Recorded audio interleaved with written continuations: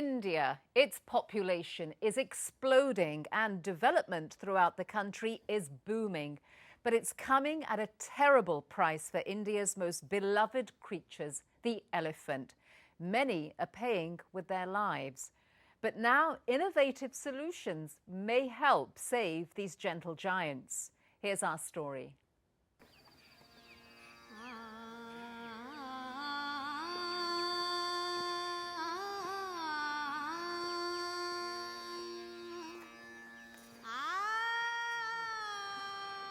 They are symbols of culture and spirituality,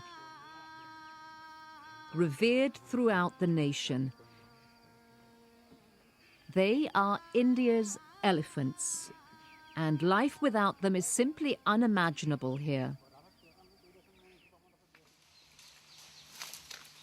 Yet these gentle giants risk losing everything: their food, habitat, and even their lives.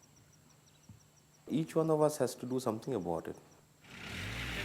Suman Dey at World Wildlife Fund, or WWF, in India specializes in elephant conservation in Assam, where 60% of India's 70,000 elephants live. It's been their land. We have been encroaching upon that land. We've been trying to chase them out of their own homes.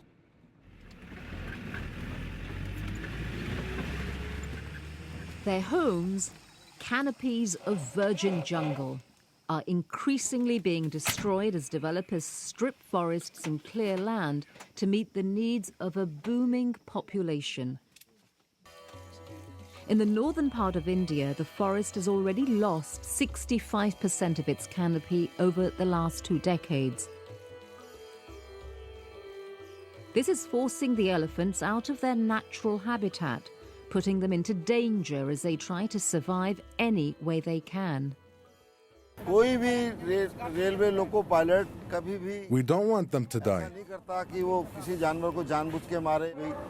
Roopchand Taneja, a train driver for 25 years, has seen the risk firsthand. They are a gift of nature and we have to save them.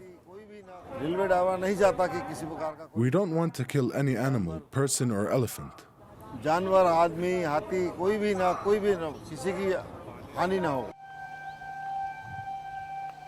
Roopchand drives trains along a railway track running through one of India's famous national parks, Brajaji, where hundreds of elephants live. It's now called the Track of Death.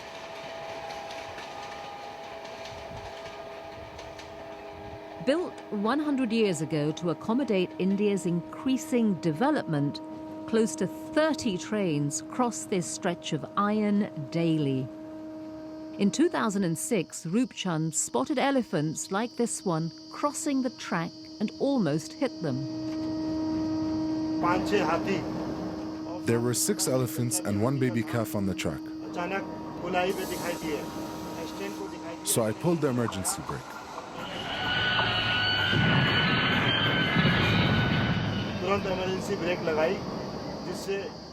I was going 35 kilometers an hour. We turned on the headlights and honked the horn and made noise.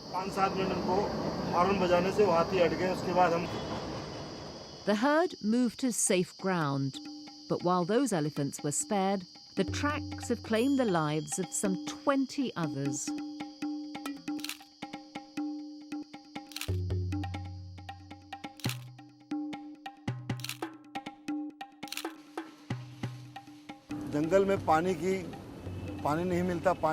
They don't have water in the forest, so they come out here looking for water.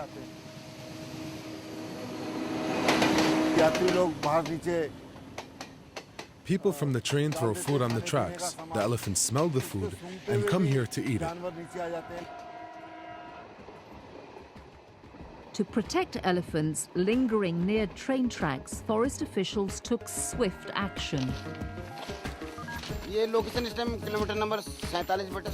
With walkie-talkies, flashlights and lanterns, forest guards patrol these tracks every night on the lookout for elephants. They soon find one. and then another.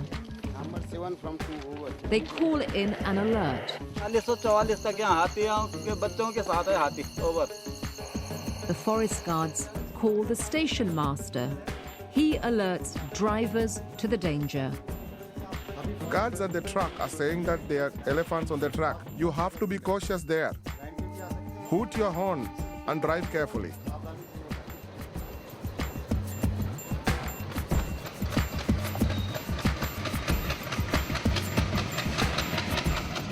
The train and elephants pass safely, but drivers like Rupchand must remain vigilant, watching for elephants elsewhere lurking along the track.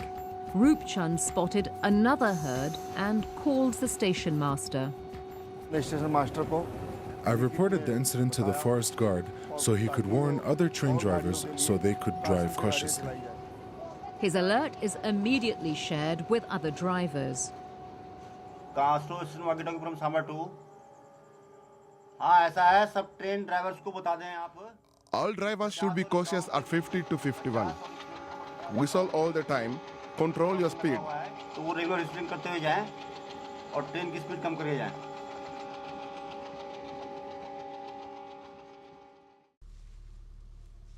These efforts seem to be working in this region. Well enough that Rupchand was even presented an award for saving the elephants he loves so much. ₹2,500 का इनाम दिया था. एक shirt दी थी. बकायदा सम्मानित. There was a ceremony.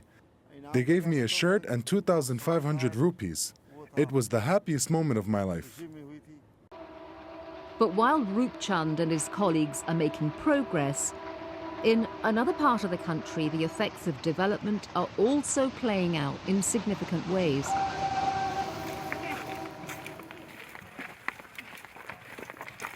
Here, the bountiful tea gardens and rich paddy fields are increasing their claim on land once known as elephant territory. Where elephants once roamed freely, they now wander into crop fields, posing a threat to people and property.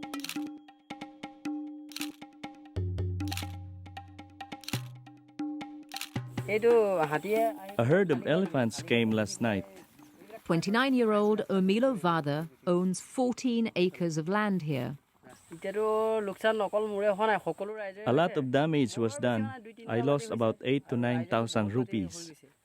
That's nearly 9 months of income for a small farmer in India. They come at 9 or 10 o'clock at night, damage the crops, and go back at 2 or 3 in the morning.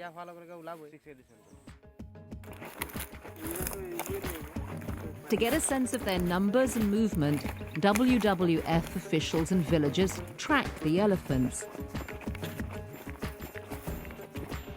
They walk for hours. Oh! Finally, they found them. Alarmed by the size of the herd, villagers fear that the elephants may return tonight and do more damage. Villagers quickly hurry back to protect the harvest.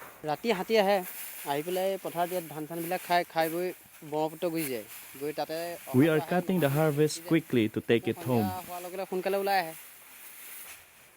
Omilo bundles the crops and rushes it home before nightfall. Significant crop loss over the years motivated villagers to take action, doing anything that they can to stave off the elephants. Like lighting up firecrackers, the sound of which startles them. But now the elephants are becoming accustomed to the noise and refusing to budge, forcing villagers to come up with new strategies. Strategies like using domesticated elephants to scare off wild elephants. Large females like these, called kunkis, are taught to drive away invading elephants like the ones captured in this home video. Kunkis have always been used by people in Assam to catch elephants. They will always be scared of kunkis. But these are only temporary solutions, and officials know they must come up with permanent measures. People don't tolerate Asian elephants that may come and eat their crops, destroy houses, and threaten generally livelihoods. So in Asia, we have a very lively and very serious human-elephant conflict. Tom de Milliner is coordinator at CITES, the Convention on International Trade in Endangered Species, which monitors elephant populations and which is supported by United Nations member states. If we can build corridors, that is one of the ways to avoid such a human-elephant conflict. India is already building a huge network of corridors in 13 states, including Assam. This will allow elephants and other animals to move safely from one place to another through a system of fencing and overpasses, directing wildlife away from crop fields, railway tracks and other dangers. It's all part of a program called Project Elephant, a positive step, but not a guarantee. Whether it's successful is another matter. Land is precious in Asia. Land is extremely precious in India. Whether people tolerate it to be set aside for elephants, it's a matter that also requires a lot of explanation to the local people that live with elephants. But no matter how much hardship people endure, they seem determined to preserve India's treasured species. Yes, there has to be a balance between conservation and development. If you look at the whole web of life, end of the day, man alone cannot survive in this earth. It's always been said that we need to coexist.